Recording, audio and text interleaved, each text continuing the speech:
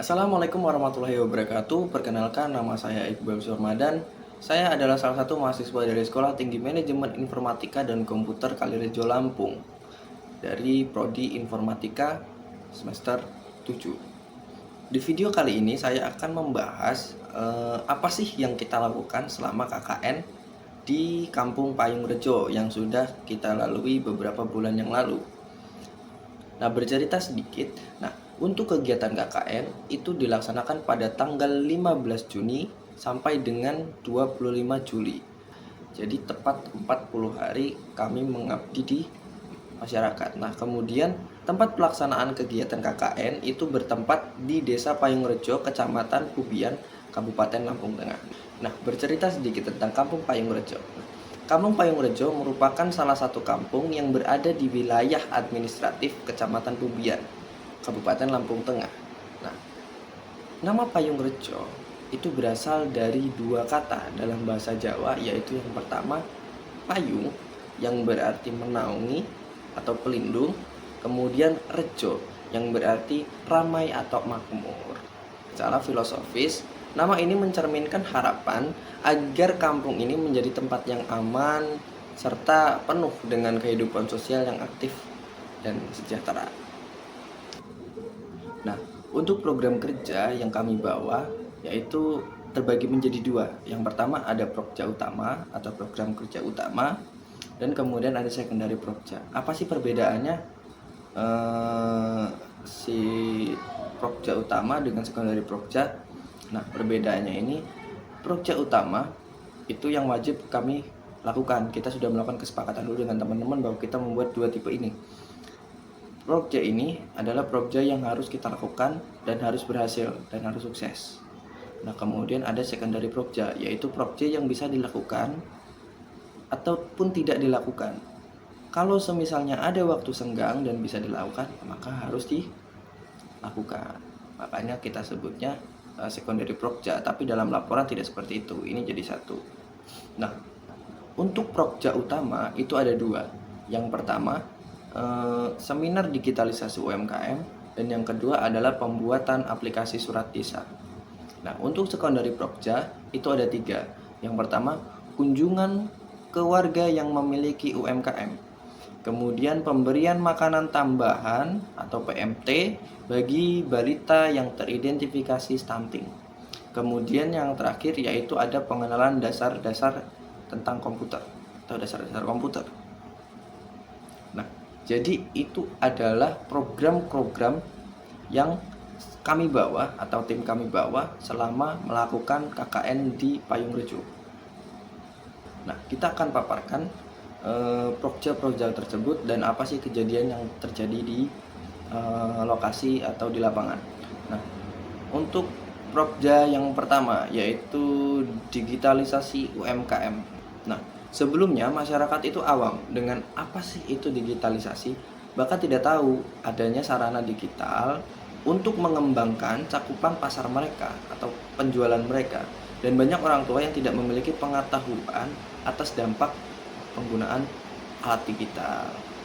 Nah, jadi untuk isi seminarnya itu bukan hanya kita mendigitalisasi UMKM, tidak hanya itu. Jadi isinya kita mengedukasi juga kepada orang tua bagaimana sih baiknya menggunakan Android. Nah, batasan-batasan untuk anak supaya anak tidak terlewat, kemudian dampak baik dan buruknya kita paparkan di situ semua. Jadi kita sekaligus selain kita memberikan materi tentang UMKM, kita pun memberikan masukan untuk orang tua supaya bijak nanti ketika mengatur anak atau mengatur dirinya sendiri dalam menggunakan media maupun alat digital. Nah, sesudah dilakukannya seminar, masyarakat ini jadi tahu nih dunia digital dan market digital, serta masyarakat juga jadi memahami tentang perkembangan teknologi, dan kami pun membuatkan akun marketplace waktu itu. Ada salah satu kita buatkan sebuah akun marketplace sebagai contoh menggunakan platform Facebook. Nah, jadi kami beri pemahaman tentang dunia digital sekaligus memberikan tempat untuk masyarakat dapat mengaplikasikannya. Cuma kami tidak tahu ya untuk si grup atau platform yang kami buat itu mereka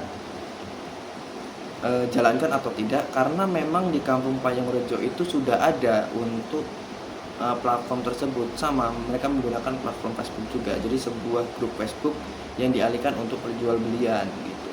Sebenarnya sudah ada, tadinya itu kan khusus kuliner, cuma sudah berganti jadi seperti jual belinya bukan kuliner lagi, tetapi jual beli HP, motor, dan lain-lain gitu. Tadinya kita ada niatan untuk memisah antara kedua itu supaya tidak terjadinya campur aduk dalam satu platform gitu. Nah, kemudian yang kedua, pembuatan aplikasi surat desa. Nah, sebelum adanya aplikasi surat desa ini, operator desa itu menggunakan cara manual untuk melayani masyarakat, terutama di bidang persuratan. Nah, kenapa sih bisa tercetus sebuah ide untuk membuat aplikasi surat desa ini? Saya ceritakan sedikit. Jadi waktu kita ke sana, kita kan sharing dengan pegawai-pegawai yang ada di desa, dan kita melihat bahwa pelayanan terhadap permintaan surat menyurat untuk administratif maupun kebutuhan lainnya itu agak lambat, dikarenakan kadang si operatornya lupa dalam menaruh si file atau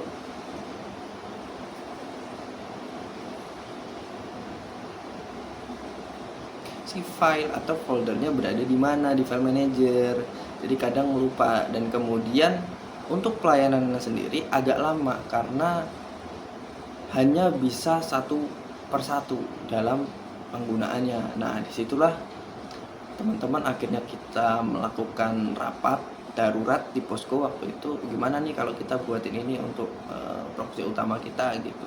Nah, akhirnya tercetuslah pembuatan aplikasi surat desa. Nah, setelah adanya aplikasi surat desa ini, operator menjadi lebih mudah dan lebih cepat dalam melayani masyarakat yang tadinya dengan cara manual menjadi serba otomatis, dan pengaturan datanya atau database-nya otomatis dan lebih rapih dan terstruktur gitu.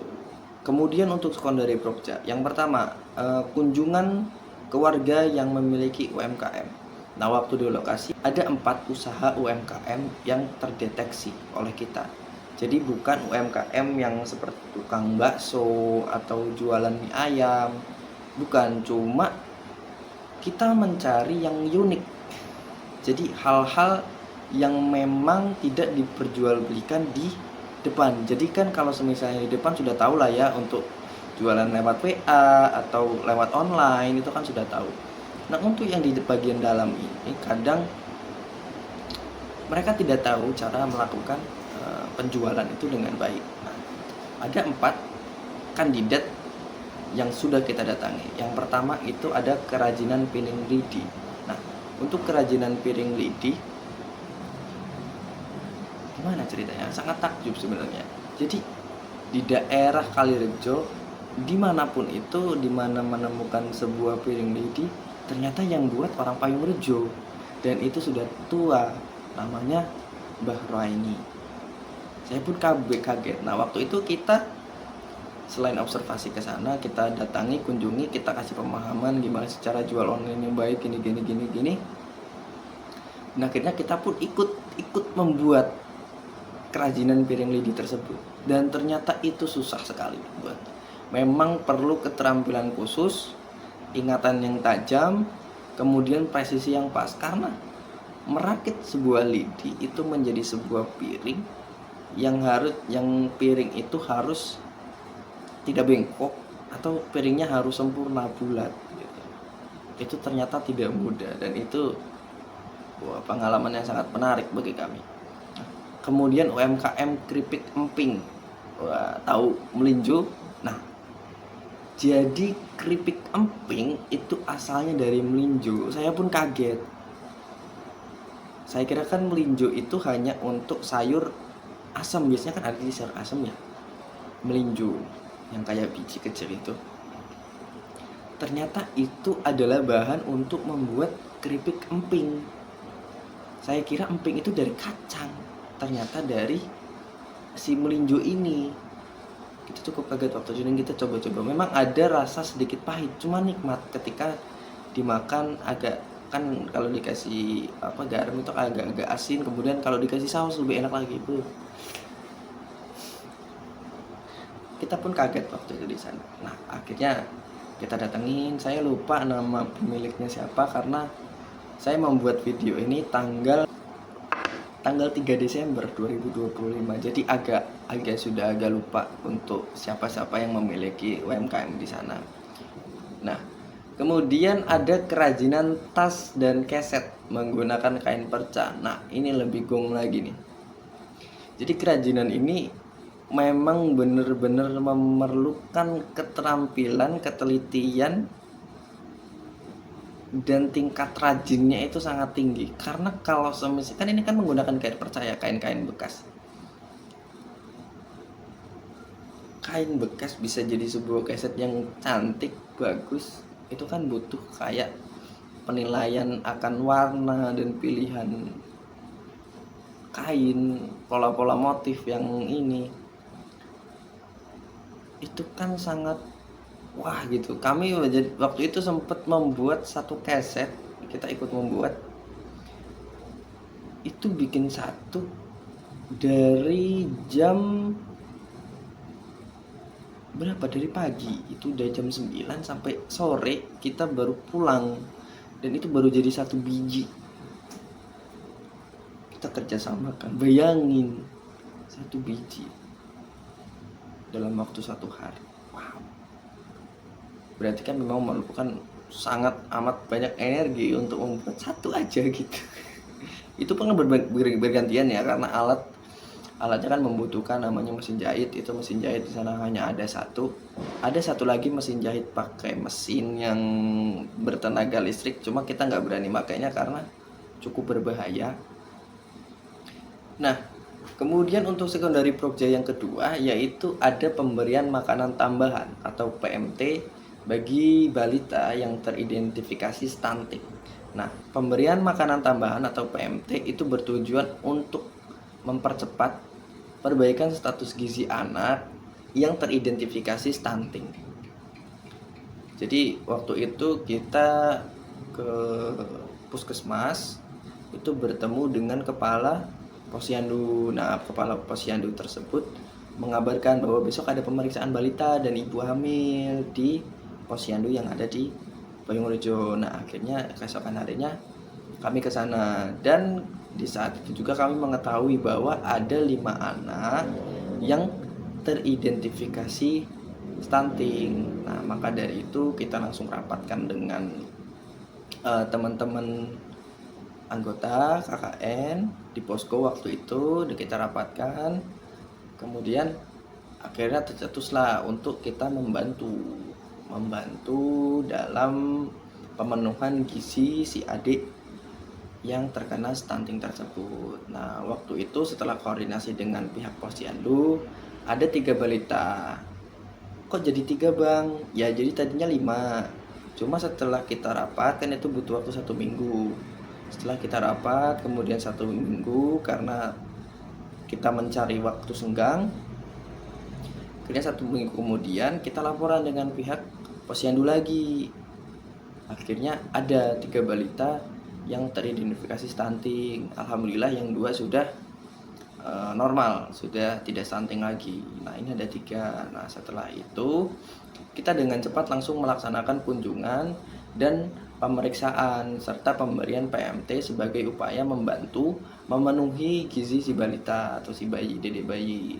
Nah ditemani langsung dengan perawat dari posyandu sebagai pemandu kegiatan tersebut gitu. Nah kemudian untuk secondary project yang terakhir ini ada pengenalan dasar tentang komputer. Loh bang, kok pengenalan dasar tentang komputernya di akhir? Iya, jadi kebetulan waktu itu ketika kita KKN, kita melaksanakan KKN di sana.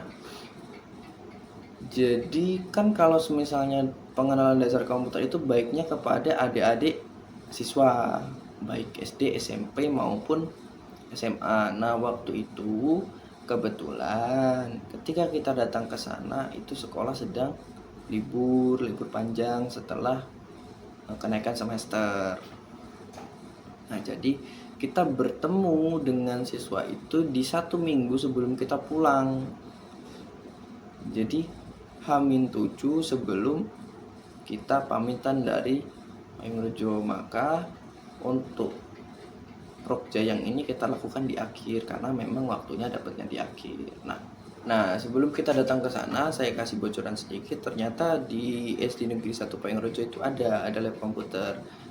Tetapi isinya itu Chromebook. Memang agak susah digunakan dibandingkan seperti komputer CPU biasa. Cuma waktu itu kita manfaatkan alat yang ada di sekolah, kita maksimalkan, dan akhirnya kita bertemu dengan kepala sekolah, kemudian bercerita dan berbincang-bincang, kemudian apa sih tujuan kami datang ke sini? Yang pertama silaturahmi, kemudian kita mau melaksanakan ini. Tadinya kami pikir kami bakal melaksanakannya di kelas. Akhirnya setelah kita tahu di SD tersebut ada komputer, maka kita lakukannya di lab tersebut gitu. Nah, sebelumnya lab komputer yang ada di SD tersebut itu digunakan hanya pada saat event-event tertentu seperti UNBK atau UKK. Jadi sayang sekali sebenarnya. Maka dari itu waktu itu kita datang, kemudian kita membangun dulu jaringan yang ada di lab tersebut. Ternyata jadi labnya kosong. Si laptop tersebut itu tersimpan rapih di lemari, masih dalam kardus bawaannya, bahkan masih terbungkus plastik beberapa, bahkan ada yang masih baru. Kita buka segel waktu itu. Setelah itu kita rakit labnya, kemudian kita ajak anak masuk. Nah, setelah itu kita ajarkanlah materi-materi dasar komputer, kita kenalkan dulu nih apa komputer dan lain-lain, materi-materinya. Kemudian kita langsung praktek kepada anak supaya anak mencoba secara langsung. Jadi nggak hanya dengar materi, jadi anak sekaligus langsung praktek. Waktu itu kita ajarkan kepada anak untuk caranya mengetik, kemudian memati hidupkan, kemudian bagaimana sih cara si ininya bekerja, si komputer itu bekerja gitu. Nah, setelah kita ajarkan tentang materi-materi dasar komputer tersebut dan cara penggunaan komputernya, alhamdulillah anak-anak ini jadi paham serta mengetahui dan dapat menggunakan komputer dengan cukup mahir.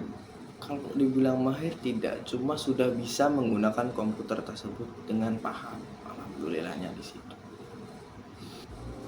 Nah, jadi itu penjelasan dari kelima Prokja yang kita bawa selama di Kampung Payung Rejo. Nah, semoga video ini bermanfaat bagi penonton dan khususnya bagi saya, dan bisa dijadikan sebuah acuan untuk teman-teman mahasiswa yang lain apabila masih melaksanakan KKN di luar, sehingga mungkin bisa membantu dalam menentukan program kerjanya apa yang mau dibawa. Nah, terima kasih sudah menonton video ini sampai akhir, dan sampai jumpa di video selanjutnya.